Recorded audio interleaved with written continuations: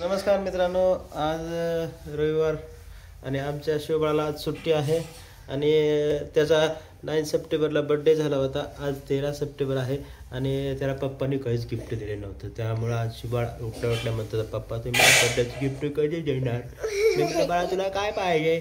तर आमच्या शिवबाळ म्हणला पप्पा मला काय पाहिजे म्हणलं रे? जगन्नाथची मूर्ती पाहिजे.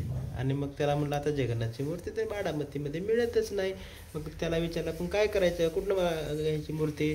तर आमच्या शिवबाळाने सांगितलं कुठलं घ्यायची बाळा?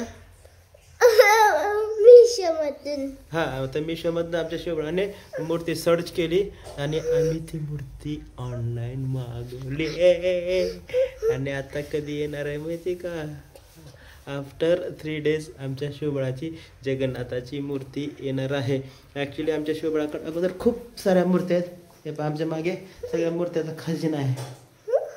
शिवबाळ, हे आमच्या सगळ्या शिवबाळाच्या मूर्त्या आहेत.